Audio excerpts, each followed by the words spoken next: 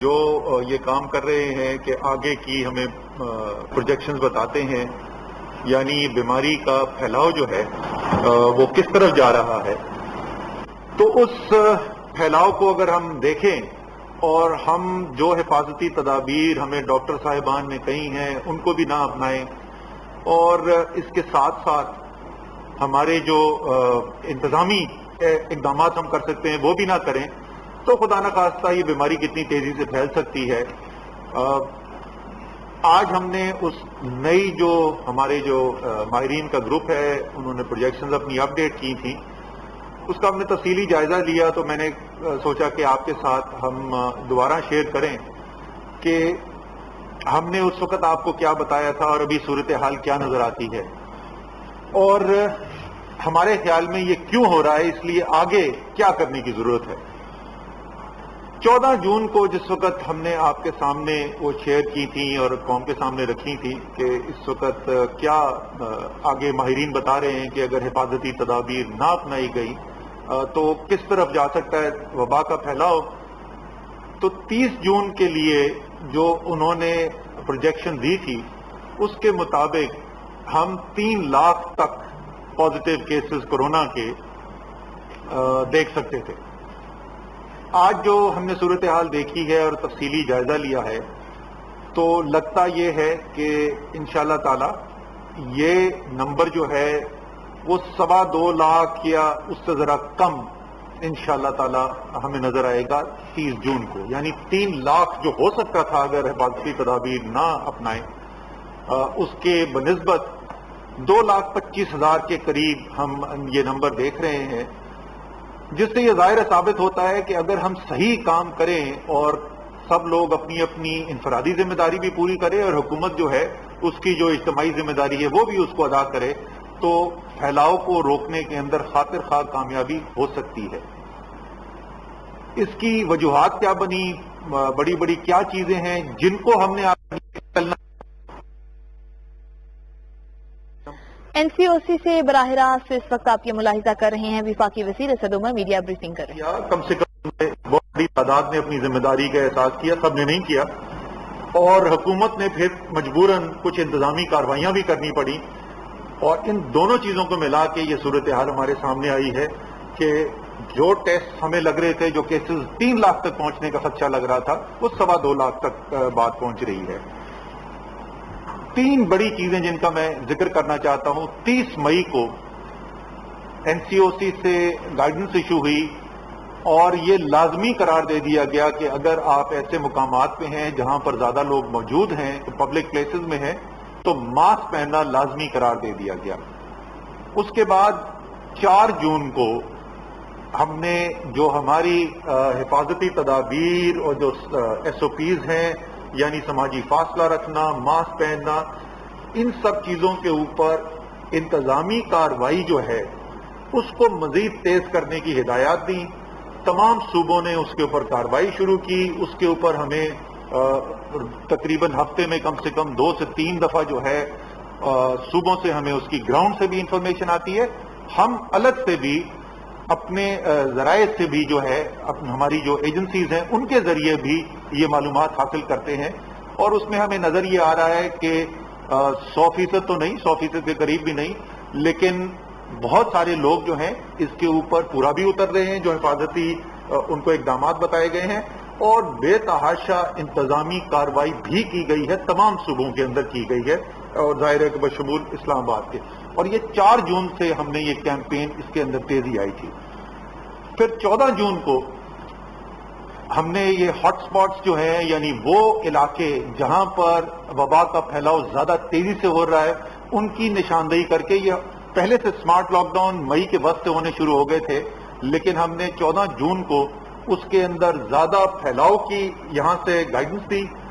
اور 20 بڑے شہروں کے اندر جہاں سب سے زیادہ وبا کا پھیلاؤ تھا وہاں پر نشاندہی کر کے بتایا کہ کون کون سی جگہیں ہیں جن کو لاک ڈاؤن کرنے کی ضرورت ہے، اور صوبوں نے اس کے بعد یہ اپنے اقدامات لینے شروع کیے۔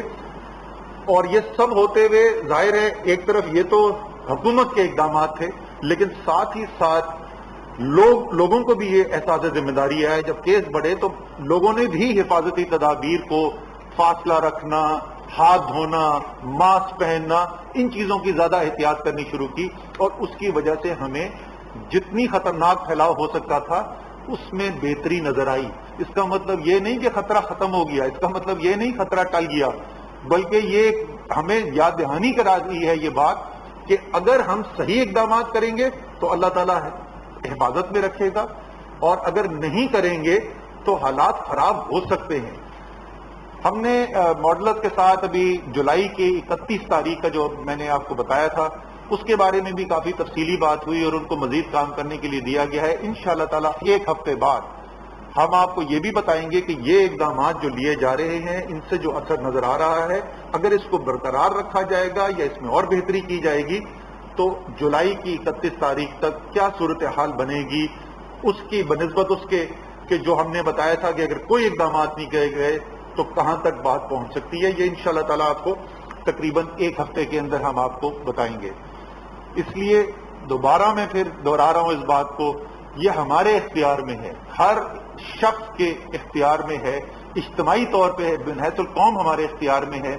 اگر ہم ڈاکٹر صاحبان کی ہدایات پر عمل کریں گے، دوبارہ سے میں بول رہا ہوں، یہ ماسک پہن کے جائیں گے، جب ہم پبلک کے اندر جائیں گے تو ایک دوسرے سے فاصلہ رکھیں گے،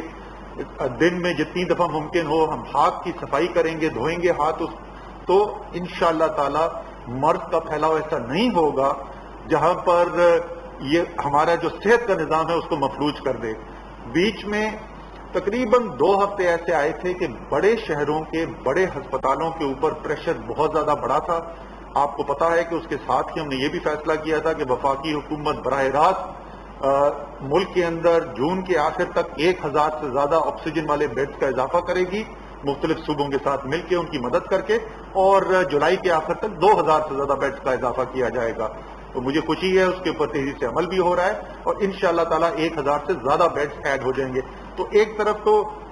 جو کیپیسٹی ہے، ہمارے صلاحیت ہے صحت کے نظام کی، اس میں اضافہ کیا جا رہا ہے، اور دوسری طرف یہ حفاظتی تدابیر اور جو اقدامات ہیں، انتظامی اقدامات ہیں، ان سے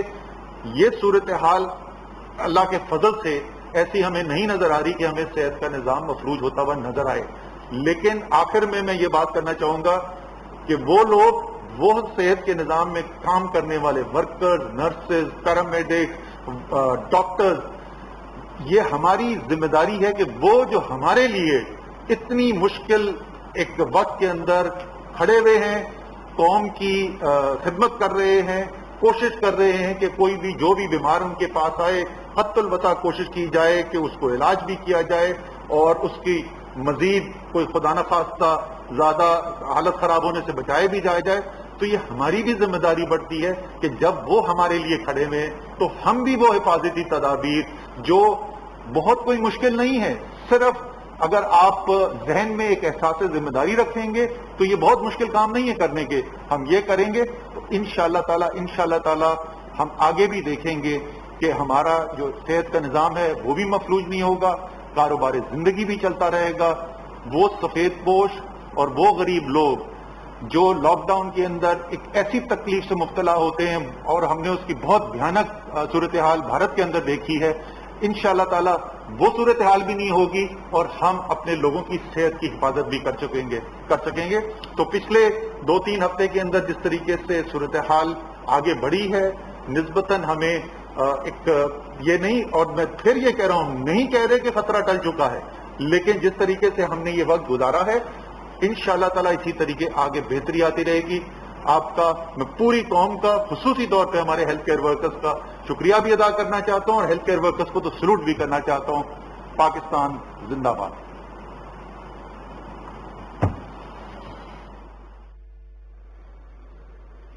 وفاقی وزراء اسد عمر اور وزیر اطلاعات سینیٹر شبلی فراز NCOC میں پریس کانفرنس کر رہے تھے۔ اسد عمر کی جانب سے کہا گیا کہ اگر احتیاطی تدابیر اختیار کی جائیں تو اس وبا کو پھیلنے سے روکا جا سکتا ہے۔ 30 مئی کو NCOC سے گائیڈ لائن جاری کی گئی کہ ہجوم والی جگہوں پر یا گھر سے باہر ماسک پہننا لازم ہوگا، اور انہوں نے یہ بھی کہا کہ یہ ہمارے اختیار میں ہے کہ کورونا وبا کو پھیلنے سے روک سکتے ہیں، ہر کسی کو اپنی ذمہ داری ادا کرنے کی ضرورت ہے۔ لیکن ساتھ ہی ساتھ انہوں نے اس خدشے اور تشویش کا اظہار بھی کیا کہ اگر صورتحال بگڑی، اگر SOPs پر عمل نہ کیا گیا تو سارا بوجھ ہمارے طبی عملے اور اسپتالوں پر پڑے گا۔